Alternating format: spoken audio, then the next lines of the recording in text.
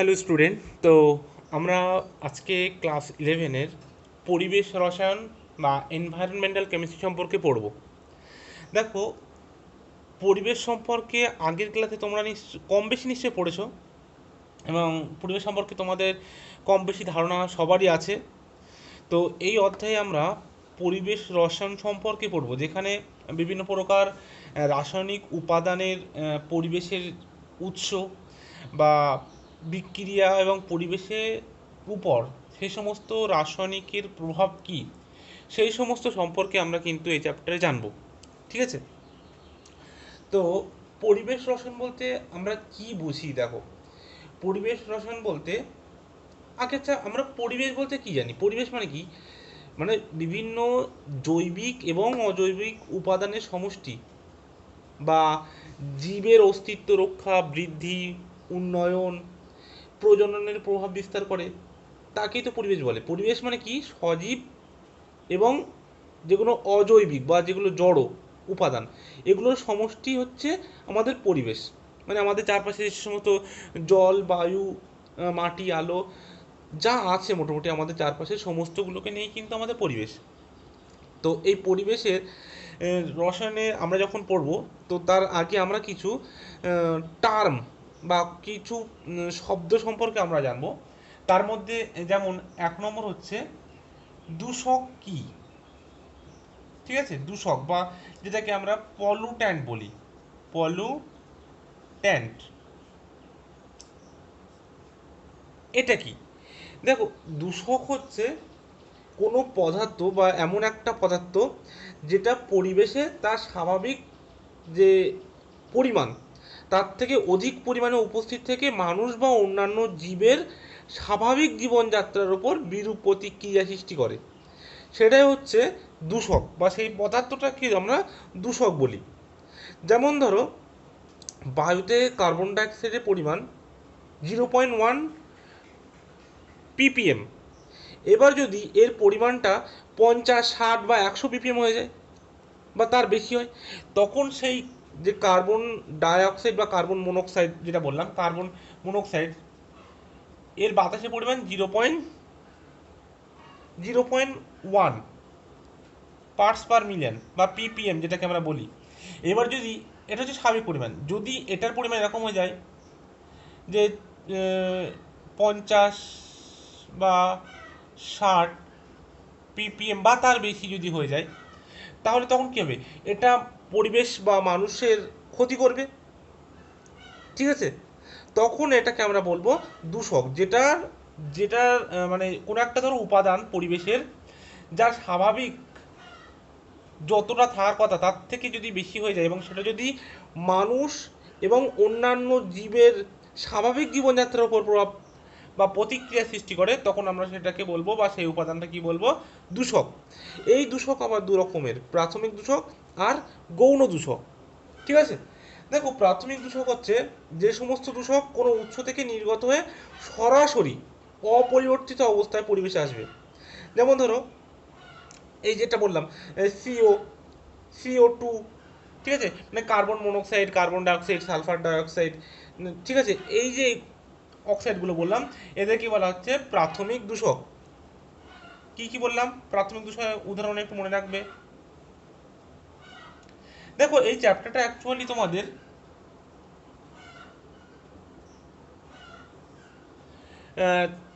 Theoretically base. ঠিক আছে? মানে এখানে যে খুব বোঝার কিছু আছে তেমন কিছু না, জাস্ট এখান থেকে তোমাদের জানতে হবে। ঠিক আছে? এবং এখান থেকে শর্ট কোশ্চেন আসে, তোমাদের ক্লাস 11-এর অনেক শর্ট কোশ্চেন এখান থেকে আসে। তো সেই জন্য আমাদেরকে এগুলো জানতে হবে, এবং তোমাদের কম বেশি ধারণা পরিবেশ সম্পর্কে অনেকের আছে। আমি শুধু সেইগুলোই তোমাদেরকে বলবো যেগুলো পরীক্ষার জন্য ইম্পর্টেন্ট, বা যেগুলো তোমাদের হয়তো এখানে নতুন আছে, সেই সমস্ত জিনিসগুলো কিন্তু বিশেষ করে আলোচনা করব। ঠিক আছে?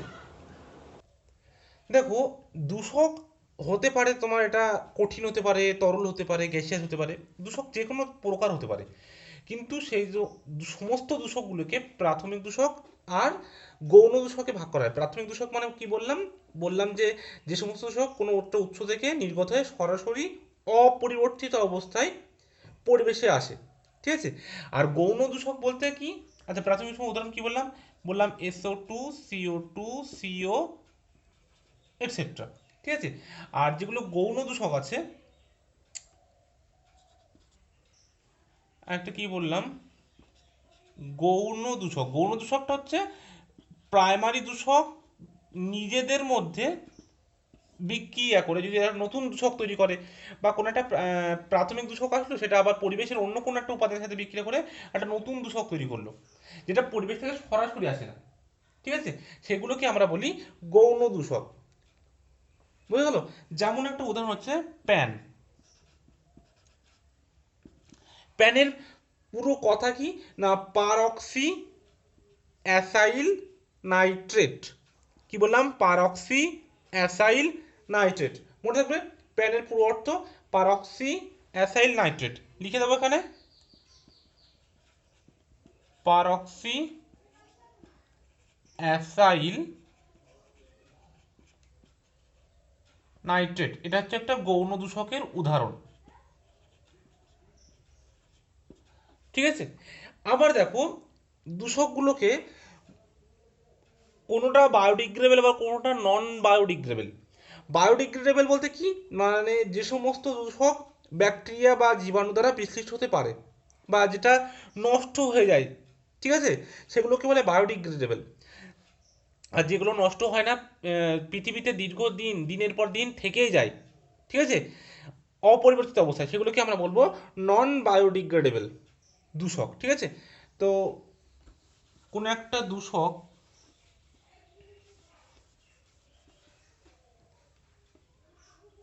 আবার দুরকম হতে পারে, বায়ো ডিগ্রেডেবল আর হচ্ছে নন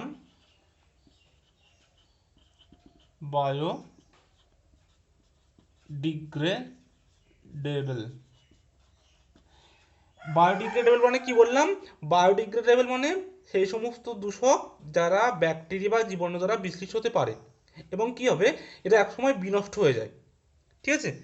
তো এদেরকে বলে বায়োডিগ্রেডেবল। যেমন কি, আমরা যে সমস্ত গৃহস্থলীর শাকসবজির যে খোসাগুলো থাকে, যেগুলো আমরা বাড়িতে কাটার পরে সেগুলোকে ফেলে দিই, তো সেগুলো কি পৃথিবীতে সারা মানে দিনের পর দিন কি থেকে যায়? কিছুদিন পরে ওটা পচে যায়, পচে নষ্ট হয়ে যায়। মানে কি, এটা পরিবেশের যে সমস্ত জীবাণু বা পরিবেশের যে সমস্ত ব্যাকটেরিয়া আছে, তাদের দ্বারা কিন্তু এরা বিশ্লিষ্ট হয়ে যায়, যার ফলে এটা আবার মাটির সাথে মিশে যায়। কিন্তু নন বায়োডিগ্রেডেবল দূষক, আচ্ছা বায়োডিগ্রেডেবল উদাহরণ কি দিলাম, যে গৃহস্থলে যে সমস্ত আবর্জনা, ঠিক আছে, মানে শাকসবজির যে খোসা, ঠিক আছে, গৃহস্থলীর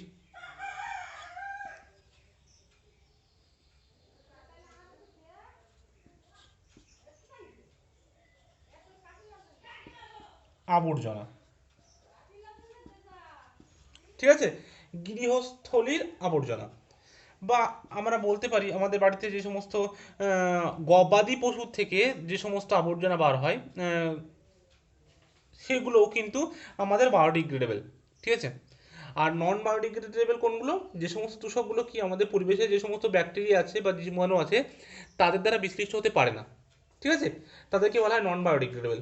যেমন কি, যেমন আমরা সবাই জানি ডিডিটি। ঠিক আছে, ডিডিটি কিন্তু একটা নন বায়োডিগ্রেডেবল দূষকের উদাহরণ।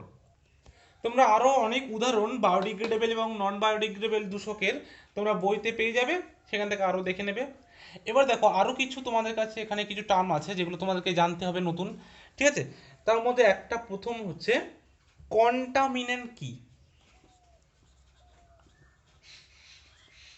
কন্টামিন্যান্ট? ঠিক আছে। এই যে কন্টামিন্যান্ট, এটা হচ্ছে সেই সমস্ত দূষক পদার্থ যেগুলো পরিবেশে স্বাভাবিক অবস্থায় কিন্তু থাকে না। এরা কি হয়, এরা মূলত মানুষের অসাবধানতা বশত পরিবেশে কিন্তু ছড়িয়ে পড়ে এবং মানুষ বা অন্যান্য জীবের উপরেই কিন্তু বিষক্রিয়া সৃষ্টি করে মৃত্যু পর্যন্ত ঘটাতে পারে। তাদের বলে কন্টামিনেন্ট। যেমন ধরো, আমি যেটা একটু আগে একটা উদাহরণ দিলাম ডিডিটি। এই ডিডিটা কি করে, এই ডিডিটিটা গরুর দুধের মাধ্যমে মানুষের শরীরে কিন্তু ছড়িয়ে পড়ে। ঠিক আছে।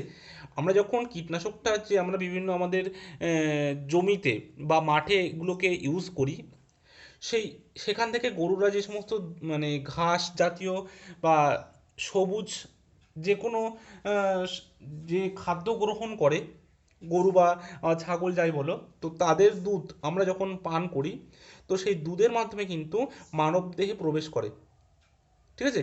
তো এক্ষেত্রে এই ডিডিটাতে হলো একটা কন্টামিনেন্ট, যেটা পরিবেশের স্বাভাবিক অবস্থায় কিন্তু থাকে না, মানুষের অসাবধানতা বশতর কারণে কিন্তু পরিবেশে ছড়িয়ে পড়ে, এবং সেটা কি করবে, মানুষ এবং অন্যান্য জীবের উপরেই কিন্তু বিষক্রিয়া সৃষ্টি করে, তাদের বলে কন্টামিনেন্ট, যেমন ডিডিটি। ঠিক আছে? আর একটা আছে যে টার্মটা আছে 2 নম্বর, সেটা হচ্ছে সিঙ্ক।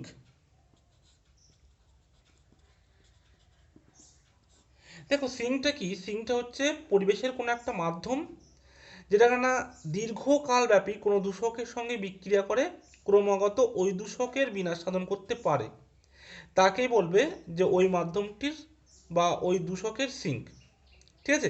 যেমন একটা উদাহরণ দিলে খুব ভালোভাবে বোঝা যাবে, মার্বেল পাথরের দেয়াল বা যে সমস্ত ওই যে আমরা বলি তাজমহল স্মৃতিসৌধ যেগুলো, ঠিক আছে, তো সেখানে কি হয়, বায়ুমণ্ডলে দূষক রূপে যে তোমার অ্যাসিড বৃষ্টি হয়, সেখানে কি থাকে, সালফিউরিক অ্যাসিড থাকে। ঠিক আছে? এবং সেই সালফিউরিক অ্যাসিডটা কিন্তু ওখানে সিঙ্ক হিসেবে কাজ করে। সালফিউরিক অ্যাসিডের সিঙ্ক মানে মার্বেল পাথরের দেয়াল, যে মার্বেল পাথর, এটা হচ্ছে সিঙ্ক। কার সিঙ্ক না, ওই যে তোমার সালফিউরিক অ্যাসিডের সিঙ্ক। কারণ কি না, সালফিউরিক অ্যাসিডটাকে দীর্ঘদিন সাথে বিক্রিয়া করে মার্বেল পাথরটা, এবং সালফিউরিক অ্যাসিডটাকে কিন্তু ধ্বংস করে দেয় ও। বুঝে গেল?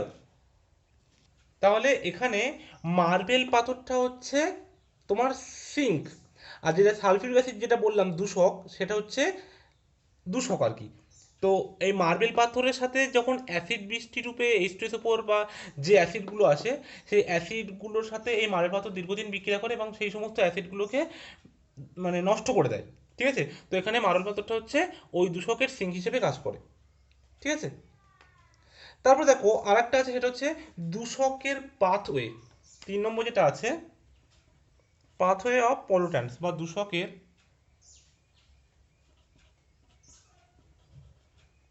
Pathway, দূষকের path. দূষকের পাথওয়ে মানে কিছুই না, মানে ধরো কোনো একটা দূষক কোনো একটা সোর্স থেকে উৎপন্ন হলো, উৎপন্ন হয়ে যে কৌশলে পরিবেশে ছড়িয়ে পড়বে এবং শেষ পর্যন্ত কি সেটা আবার কিন্তু নষ্ট হয়ে যাবে, তাকে ওই দূষকের পাথওয়ে বলবে। ঠিক আছে? যেমন একটা এক্সাম্পল যদি আমি দিই, ধরো আমরা যে সমস্ত মোবাইল ইঞ্জিন, যে সমস্ত গাড়ি চালায় পেট্রোল বা ডিজেলের সাহায্যে, সে কি হয় দেখো, সেই ইঞ্জিন থেকে যে সমস্ত নাইট্রিক অক্সাইড বা যে সমস্ত দূষক নির্গত হয়, সেগুলো কি করে বায়ুর অক্সিজেনের সঙ্গে বিক্রিয়ায় প্রথমে সাপোজ ধরো এনওটা ধরো বাড়ায়। ঠিক আছে? গাড়ির ধোঁয়া থেকে। এবার সেটা কি করে বায়ুর অক্সিজেনের সাথে বিক্রিয়া করবে, বিক্রিয়া করে নাইট্রোজেন ডাইঅক্সাইড NO2 তৈরি করবে। ঠিক আছে? অক্সিজেনের সাথে বিক্রিয়া করে কি করবে, NO2 তৈরি করবে। এবার এই NO2টা বৃষ্টি জলের সঙ্গে বিক্রিয়া করে নাইট্রিক অ্যাসিড রূপে ভূপৃষ্ঠে পড়বে এবং ধীরে ধীরে নাইট্রেট লবণে রূপান্তরিত হবে। ঠিক আছে? তো মানে কোনো একটা সোর্স থেকে উৎপন্ন হলো, এখানে সোর্স কি গাড়ির ইঞ্জিন, সেই ইঞ্জিন থেকে এনোটা উৎপন্ন হলো, এনোটা হচ্ছে একটা দূষক, আর তার সোর্সটা কি সেটা হচ্ছে গাড়ির ইঞ্জিন। ঠিক আছে? সোর্স থেকে উৎপন্ন হলো। এইবার ওটা কি করছে দেখো, পরিবেশের অক্সিজেনের সাথে বিক্রিয়া করবে, করে নাইট্রোজেন ডাইঅক্সাইড উৎপন্ন করবে, এবং নাইট্রোজেন ডাইঅক্সাইডটা কি করবে না, জলের সাথে বিক্রিয়া করে, বৃষ্টি জলের সাথে বিক্রিয়া করে নাইট্রিক অ্যাসিড রূপে পাঠিত হবে, এবং সেখান থেকে ধীরে ধীরে নাইট্রেট লবণে পরিণত হবে। বুঝতে গেল? এটাই হচ্ছে দূষকের পাথওয়ে, মানে সে যে পথে কাজটা করছে পুরো, এবং শেষ পর্যন্ত মানে যেখানে উৎপত্তি থেকে যেখানে ধ্বংস হয়ে যাবে, তার মধ্যবর্তী যে পাথওয়ে সেটাকে বলছে কোনো একটা দূষকের পাথওয়ে। আর একটা টার্ম দেখো, সেটা হচ্ছে কোনো একটা দূষকের মাত্রা। ঠিক আছে? দূষকের নিরাপদ মাত্রা মানে কোনো একটা দূষক যে নির্দিষ্ট মাত্রায় বা যে নির্দিষ্ট গাঢ়ত্ব অতিক্রম করলে জনস্বাস্থ্যের ক্ষতি হবে, সেই নির্দিষ্ট মাত্রাটাকে বলে ওই দূষকের নিরাপদ মাত্রা। কি বললাম, দূষকের নিরাপদ মাত্রা।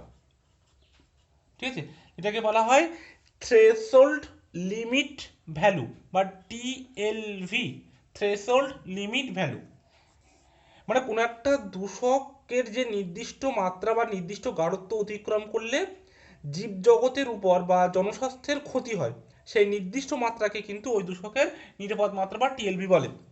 যেমন ধরো আমি একটু আগেই বললাম কার্বন মনোক্সাইডের নিরাপদ মাত্রা বা টিএলভি হচ্ছে 40 পিকোমিটার। টিএলভি কত? 40 পার্টস পার মিলিয়ন, পিপিএম। ঠিক আছে, এই 40 বা 40-এর বেশি যদি হয়ে যায় তাহলে কিন্তু সেটা জনস্বাস্থ্যের পক্ষে ক্ষতিকর। ঠিক আছে, এটা কি বলছে? টিএলভি, থ্রেশহোল্ড লিমিট ভ্যালু। এবার আমরা পড়ব বায়ু দূষণ। ঠিক আছে, এয়ার পলিউশন। তো এই বায়ু দূষণ পড়ার আগে আমরা একটু বায়ুমণ্ডল সম্পর্কে জেনে নেবো। ঠিক আছে, বায়ুমণ্ডলের বিভিন্ন স্তর সম্পর্কে জানবো। দেখো, বায়ুমণ্ডল, বায়ুমণ্ডলটা কি? বায়ুমণ্ডলটা হচ্ছে পৃথিবীর পরিবেশগত যে উপাদান আছে তার একটা ভাগ। ঠিক আছে, মানে পৃথিবীর পরিবেশগত অনেকগুলো উপাদান আছে, তার মধ্যে একটা উপাদান হচ্ছে এই বায়ুমণ্ডল। বায়ুমণ্ডলটা কি না, বায়ুমণ্ডলটা হচ্ছে ভূপৃষ্ঠের উপরে যে 1600 কিলোমিটার পর্যন্ত, ঠিক আছে, নিয়ার অ্যাবাউট 1600 কিলোমিটার, 1600 কিলোমিটার পর্যন্ত উচ্চতা পর্যন্ত যে অদৃশ্য গ্যাসীয় আবরণ পৃথিবীটাকে ঘিরে রেখেছে, ঠিক আছে, সেটাকে আমরা বলবো বায়ুমণ্ডল। এবার বায়ুমণ্ডলের বিভিন্ন আবার স্তর আছে। তার মধ্যে 1 নম্বর যেটা একদম মানে পৃথিবী থেকে বা সমুদ্র পৃষ্ঠ থেকে 10 কিলোমিটার উচ্চতা পর্যন্ত যেটা আছে তার নাম হচ্ছে ট্রোপোস্ফিয়ার। ঠিক আছে, ট্রোপোস্ফিয়ার।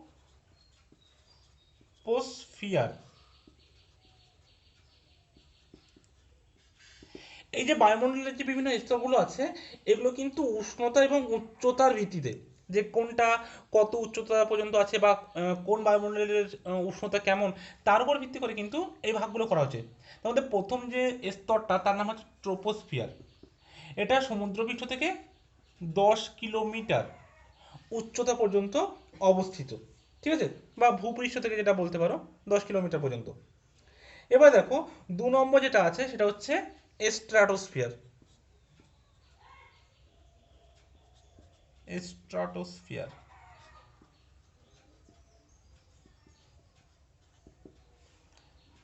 এটা তার পরবর্তী 10 থেকে 50 কিলোমিটার পর্যন্ত।